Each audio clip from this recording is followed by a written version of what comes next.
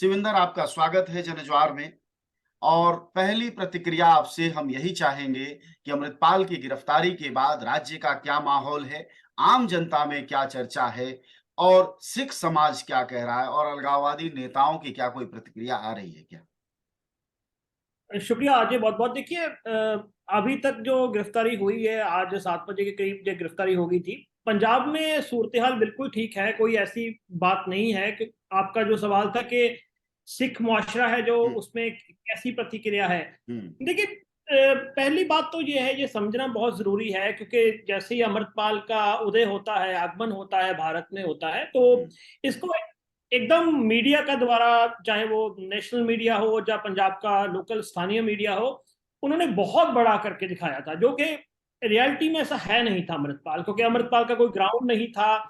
इस कारण जब वो उस पे ऑपरेशन अमृतपाल शुरू किया गया, मार्च महीने में 18 मार्च को किया गया, हुँ, उस समय भी कोई बहुत बड़े प्रोटेस्ट नहीं हुए, कोई लोग उसके साथ नहीं आए। यहां तक कि विरोध काफी दिखा उसका, अमृतपाल का, क्योंकि उसने अपने समय में जो कुछ बोल रहा था, बहुत सारे सिख विद्वानों का कहना था कि ये सिक्खी की जो धारणा है जी, उसके बिल्कुल विपरीत जाता है। या फिर हम कहें कि अमृतपाल का जो जो चीजें दे रहा था, बहुत सारे तो लोग, जैसे हम जैसे लोग भी कह रहे हुँ, थे कि वो सिक्खी को फॉलो करने वाली नहीं, बल्कि आरएसएस और बीजेपी के एजेंडे को फॉलो करने वाली है। ऐसा विचार पंजाब में एक बड़े स्तर पर भी था। तो हुँ, इसलिए आज कोई ऐसी बात नहीं थी। हाँ, जी, दिक्कत तब हुई, जो दिक्कत ये आ रही थी कि हमें ये लग रहा था भी कहीं ना कहीं जिस तरह से 7 महीने से उसकी कार्रवाइयों को पंजाब हुकूमत, सेंट्रल हुकूमत, मरकजी हुकूमत भी उसको देख रही थी, लेकिन कुछ भी कार्रवाई नहीं की गई जा रही थी। उसके लगातार बयान आ रहे थे, भी कहीं ना कहीं उसके कद को उभारा तो नहीं जा रहा था। मतलब ये उभारने में एक योगदान जो है पंजाब हुकूमत और सेंट्रल हुकूमत का हमें दिख रहा था। हुँ, अच्छा, फिर जिस तरह कार्रवाई हुई, कार्रवाई में भी उसको हीरो बनाने की कोशिश की गई, क्योंकि आप आराम से ये कार्रवाई उसके हुँ, घर जाके कर सकते थे। लेकिन इतना बड़ा हुआ पेश किया गया कि देखो जी, पता नहीं कितने बड़े आतंकवादी पे हमने कार्रवाई कर ली। हालांकि इतना बड़ा बना नहीं था वो कम से कम क्या करता था, या तो उसके कुछ भड़काऊ भाषण होते थे, जहां छोटी मोटी उसने छोटे लेवल की उसके जो आदमियों के द्वारा गुंडागर्दी की गई थी, जैसे गुरुद्वारों में सोफे वगैरह तोड़ दिए जी, जहां फिर उन्होंने कुछ तंबाकू पान वाली रेडियो पे अटैक कर दिया ना, ये कुछ था। सो ये थाने पर मुझे भी तो हमला किया था पुलिस वाले। जी, वो पुलिस थाने को घेरा था, उसमें भी हुँ, पुलिस की अपनी भी एक बहुत बड़ी गलती ये रही कि पुलिस ने एक प्रोफेशनल ढंग से, हालांकि उसने गुरु ग्रंथ साहब की आड़ ली थी, लेकिन हुँ, पुलिस ने उसको ये करने दिया, ये हुँ, सब कुछ करने दिया। एक जो प्रोफेशनल ढंग से डील किया जाता है, वो उसमें पुलिस नाकाम रही। अच्छा, अब ये सारा जो प्रकरण है, 35 या 36 दिन के बाद पुलिस का कहना है कि हमने उसको गिरफ्तार कर लिया, हुँ, जबकि अमृतपाल या उसके जो सपोर्टर है उनका कहना है कि नहीं, ये सरेंडर हुए हैं, इन्होंने हुँ, खुद आत्मसमर्पण किया है। हुँ, अब हमें ये लग रहा है कि जो सारी गेम जो दिखाई दे रही है, वो लग रही है कि चाहे आप इसको गिरफ्तार कह लो या सही बात आत्मसमर्पण है। कह लो, भाग एक ही है। हुँ, क्योंकि 36 दिन कोई व्यक्ति कैसे भाग कर रह सकता है आज के समय में, जब हमारा और आपका बेडरूम तक सुरक्षित नहीं है, हुँ, कि हमारी और आपकी जानकारी जो स्टेट के पास है, तो कोई बंदा 36 दिन कैसे भाग सकता है। अच्छा, उसकी फोटो आती रही, फलां जगह चला गया, फलां जगह चला गया। सो इस कारण मुझे तो लग रहा है कि पटकथा जो लिखी गई थी, उस पटकथा के अनुसार ही काम हो रहा था। अब देखिए, उसका आत्मसमर्पण की बात करने वाले वो जरनैल सिंह भिंडरांवाला का पैतृक गांव है, जहां जी, उन्होंने आत्मसमर्पण किया, और उनकी जो ताजपोशी होती है, जहां जो उसकी जो पगड़ी की रस्म होती है, वो हुँ, उसी गांव में होती है। हुँ, तो जसबीर सिंह रोडे, जो कि जरनैल सिंह भिंडरांवाला के रिश्तेदार है, वो कहते हैं कि हमें पुलिस ने इतला की थी रात को हुँ, कि अमृतपाल यहाँ आके गिरफ्तारी देगा। तो मैं रात ही वहां चला गया, तो फिर मेरी मुलाकात भी होती है, सुबह 7 बजे ये कार्रवाई होती है। इसका मतलब ये हुआ कि कहीं ना कहीं एक टच में तो थे वे पुलिस के भी, कब उसने गिरफ्तारी देनी है। अच्छा, अब सवाल ये कि पुलिस को किसने कहा कि अमृतपाल अब यहाँ गिरफ्तारी देगा? अभी तो हुँ, आप कह रहे थे वो पंजाब से बाहर है, सही फलां बात। जगह है, तो फिर वो आराम से मोगा डिस्ट्रिक्ट में एंटर कैसे कर गए? तो पुलिस ने तब ना उन्होंने रोका। अच्छा, पर वो मोगा डिस्ट्रिक्ट के गांव में भी पहुंच जाते हैं। ये हम जैसे बंदे जब इसको अपना दिमाग लड़ाते हैं, ऐसे लगता है कि हुँ, हमारा दिमाग तो फेल हो गया। जी। जी। अब आपने 4-5 महत्वपूर्ण बातें कही हैं, क्रमशः उस पर बात शुरू करते हैं। पहले आपने कहा कि सिक्खी की भावना के खिलाफ है और यह कहीं न कहीं आरएसएस और बीजेपी से है। इस पर बाद में बात करते हैं। लेकिन उससे भी महत्वपूर्ण बात ये है कि यह सब कुछ स्क्रिप्टेड कहानी जैसा है। आपका कहना ऐसा लग रहा है जैसे कि यह कोई डायरेक्टर हो और ऑलरेडी कोई डायरेक्टर हो और जिसके निर्देशन में कैमरे, focus, light, scene up down हो रहे हों और तभी यह संभव है कि वह भिंडरावाले गाँव में सब जो है वह सरेंडर करता है। यानी अगर हम आपकी बात को समझें तो यह तो कहानी की शुरुआत है सर। अगर वह भिंडरावाले के गाँव में जाकर सरेंडर करता है, जहाँ की पगड़ी की रस्म होती है, तो ज़ाहिर तौर पर अलगाववाद का जो आंदोलन था पंजाब में, उसके सिरमौर लोगों में से एक वह आदमी है। तो ऐसे में जो मैसेज देना चाहता है अमृतपाल, वह तो देश को दे रहा है, सरेंडर कर रहा है। लेकिन इसमें जो भूमिका है स्टेट की, वह आपको लगती है आपकी बातचीत से, चूँकि आप जानते भी हैं चीज़ों को, कि स्टेट की अपनी एक भूमिका है जिसकी वजह से इसको प्रचारित-प्रसारित किया जाता है। इससे लाभ क्या होगा स्टेट को? अगर अलगाववाद को बढ़ाया दिया जाता है, ऐसा नहीं कि पहली बार आप कह रहे हैं कि स्टेट अलगाववाद को बढ़ावा दिया जाता है। जब भिंडरावाले का आंदोलन था और पंजाब में अलगाववादी आंदोलन था या पूर्वोत्तर में था, तो अक्सर कहा जाता था कि स्टेट स्पॉन्सर्ड है। तो इससे नया लाभ क्या होने वाला है? तब जबकि कहा जा रहा है कि बीजेपी इस तरह के ताकतों को लगातार दबा और किनारे कर देखो, ये तो हमें भी पता है कि स्टेट किस तरह के जो अलगाववादी ताकतों को उभारती है, फिर चाहे समय आने पर उनको जो कमजोर भी करती है या उसको खत्म भी करती है। ये जी, एक स्टेट का करेक्टर रहा है। वो आपको डेमोक्रेटिक स्टेटों में भी मिलता है, दूसरी स्टेटों में भी मिल जाता है।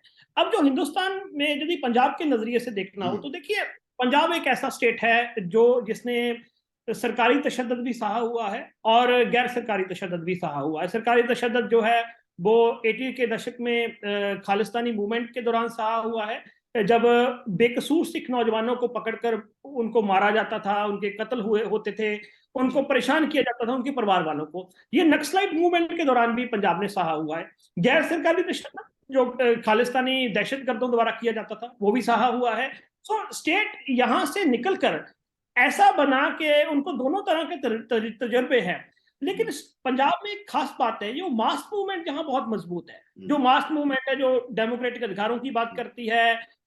यहाँ एक प्रगतिशील धारा भी है पंजाब में। यहाँ तक को जो सिख धर्म है वो खुद एक प्रगतिशील धारा का जो लखायक है। हुँ। सो इसी कारण हमें जितने बड़े मास मूवमेंट दिखते हैं, अच्छा, पंजाब सिर्फ नहीं, अपने लिए नहीं लड़ता। मेरा सवाल ये है कि मैं भारतीय वही आता जनता हूँ, जी, मैं बीजेपी मैं वही जैसा आता हूँ, जी, मैं वहीं आता हूँ सर। अभी तो हमने हुँ, शुरू ही नहीं की। हुँ, तो आपने देखा कि कश्मीर में जो धारा 370 को हुँ, मंसूख किया जाता है, तो हुँ, पंजाब एक ऐसा स्टेट है जो कि कश्मीरियों के पक्ष में सवाल उठाता है, खड़ा होता है।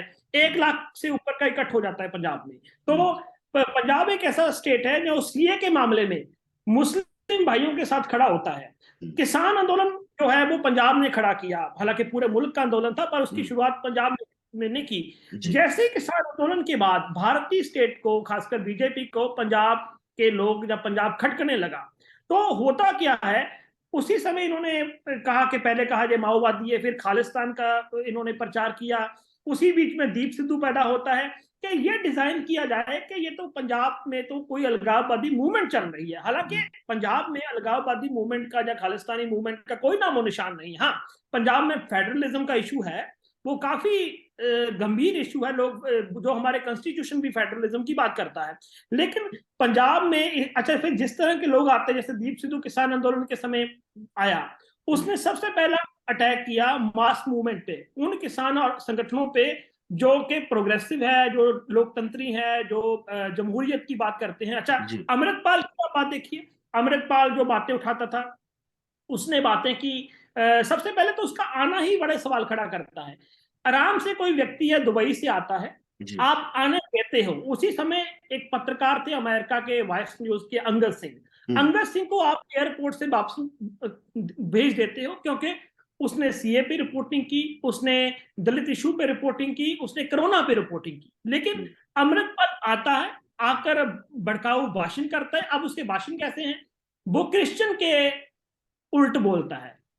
वो धर्मांतरण का मुद्दा उठाता है। अब धर्मांतरण का मुद्दा तो कभी सिख धर्म का मुद्दा रहा नहीं। जब कहीं बीजेपी ने पहले भी कभी ये मुद्दा उठाने की पंजाब में कोशिश की, तो सिख नेताओं ने कहा कि भाई ये हमारा मुद्दा नहीं है, ये क्यों उठाते हो? यदि हम सिख धर्म की बेसिक आइडियोलॉजी की बात करते हो तो सिख धर्म की आइडियोलॉजी ये है कि भाई अपने धर्म पे कायम रहो, अगर कोई आपके धर्म को छोड़ के जाता है तो जाने दो। ये मतलब ये सिख धर्म का एक मूल मंत्र है। अच्छा, दूसरी बात, ये सारा कुछ वही करता है जो बीजेपी का एजेंडा है, जो मैंने आपको बताया।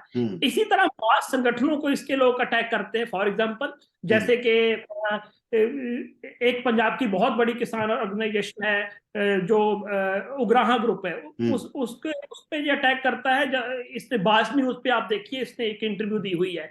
इसी तरह का कामरेड वर्सेस सिख का जो वृतांत है, जो स्टेट चाहती थी, वो यहाँ सिरजने की कोशिश की जाती है।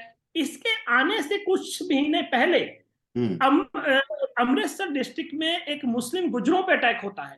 तो वो भी वही लोग करते हैं जो अमृतपाल को सपोर्ट करते हैं। हालांकि हमने देखा कि 47 के बाद सिखों और मुसलमानों में बहुत अच्छे रिश्ते हैं। यहां तक कि मैंने कश्मीर की उदाहरण दी, आपको ऐसी भी बातें मिल जाएगी कि पंजाब में जो थोड़े से भी मुसलमान रहते हैं उनके लिए मस्जिदें बनाई है सिखों ने। तो ये डिजाइन किसका है, इसको इन दलीलों से हम समझ सकते हैं जी। तो मतलब ये है कि अगर आपकी दोनों बार की बातों से इतनी बात क्लियर है कि एक तो पंजाब में कोई अलगाववादी मूवमेंट नहीं है, बढ़ा चढ़ाकर सत्ता ने और मीडिया ने पेश किया है। तीसरी बात कि जो अमृतपाल है उसका सिखिज्म से या सिखी जिसको आप सिखी चीज कह रहे हैं उससे उसका कोई लेना देना नहीं है। संभवतः आप संभाव और सबका साथ वाली बात कर रहे हैं। तो ऐसे में इसको हीरो बनाने के बीच आया, और आपने यह भी बातचीत में बताया कि उग्राहा ग्रुप जो कि किसान आंदोलन का सबसे ताकतवर ग्रुप रहा है पंजाब से, और कामरेड वर्सेस सिख, तो यह कुल ले दे के तो अलगाववाद की वही प्रैक्टिस है जो 1975 के आसपास से बाद तक पंजाब में शुरू हुई थी। तो क्या वापस दोहरा रही है बीजेपी की सरकार या आम आदमी की सरकार उस प्रैक्टिस को? तो मैं पूछ रहा हूं कि अब जबकि 2023 है, अगला लाभ क्या लेना चाहती है स्टेट? क्या वहां 40% जो हिंदू है वर्सेस सिख करना चाहती है? आखिर करना क्या चाहती है? वह षड्यंत्र क्या दिखाई दे रहा है जिसकी तरफ आप इशारा कर? कई बातें हैं अपना अजय, वो ये है कि एक तो पंजाब को ये समझना पड़ेगा कि पंजाब में 40% जो है 40% हिंदू रहते हैं, लेकिन कभी भी हिंदुओं का वोट एकदम एक जगह नहीं गया। मतलब पंजाब सबसे कम जाता है। पंजाब में देखा जाए तो मोदी को पसंद करने वाले जो 2019 का आंकड़ा है लोकसभा चुनाव का, सिर्फ 5% लोग थे। 6% दो स्टेट थे पंजाब में जो मोदी को पसंद नहीं करते थे, एक तो तमिलनाडु, वहां 3% थे, और पंजाब में 5%। इसका मतलब हम ये मान के चले कि 5% जो पसंद करने वाले हिंदू है, इसका मतलब ये हुआ कि 35% हिंदू तो फिर भी पसंद नहीं करते मोदी को पंजाब के। दूसरी बात यह है कि अब बीजेपी चाहती क्या है। एक तो वो चाहती है कि जो उसकी पॉलिटिक्स हम देख भी रहे हैं कि सिखों में, सिख भाईचारा जो कि पंजाब का एक बड़ा समुदाय है, उसके इतने टुकड़े कर दिए जाएं कि वो आपस में लड़ जाए, फट जाए। क्योंकि सिख भाईचारा देखने में प्रोग्रेसिव भी है, वो ऐसे स्टैंड भी लेता है, जैसे कश्मीर के मामले में लिया या सीए के मामले में लिया, वो हमें दिख भी रहा है। एक तो वृतांत यह है कि देखो जी, सिखों में एक ऐसा ग्रुप पैदा किया जाए जिसका दिमाग से, जिसका पढ़ने लिखने से कोई लेना देना नहीं है। जैसे कि कभी जी मुसलमानों पे अटैक कर दो, कभी क्रिश्चियनों के बारे में कुछ बोल दो, ऐसा एक ग्रुप खड़ा किया जाए। वो हमें दिख भी रहा कि दीप सिद्धू जहां फिर इनके अमृतपाल के रूप में इन्होंने जो किया, जहां फिर ऐसा किया जाए कि ये प्रवचन किया जाए कि सिख हमारे में से ही है, ये हिंदू तब का ही हिस्सा है। जैसे नरेंद्र मोदी गुरु तेग बहादुर जी के दिन कहते हैं कि गुरुओं की जो शहादत है वो तो मां भारती के लिए है। अब सवाल यह है कि उस समय तो भाई मां भारती का कॉन्सेप्ट नहीं आया था, उस समय तो हिंदुस्तान के जो आज राष्ट्रीयता का कॉन्सेप्ट भी नहीं आया था जिसके बारे में आप बात कर रहे हो। अच्छा, फिर समय समय पे इन्होंने ये इस तरह की कोशिशें की। एक तो ये कोशिश है कि सिख समुदाय को ही कई हिस्सों में बांट दिया जाए और हिंदू समुदाय को डराया जाए कि देखो कोई अमरपाल जैसी ताकत आ गई है, आपको हम ही बचा सकते हो। पर ये एक्सपेरिमेंट कामयाब नहीं हुआ। उसका कारण यह है क्या है कि ये पंजाब को अभी तक नहीं हुआ, आगे चल के मुझे नहीं पता ये कामयाब होगा कि नहीं होगा, क्योंकि ये पंजाब को समझने में थोड़ा टपला खा गए, पंजाब को समझने में थोड़ा सा इनको चूक होगी। हाँ, इनको लगा कि पंजाब उसी तरह से ही होगा जैसे अपने नॉर्थ इंडिया के दूसरे स्टेट है।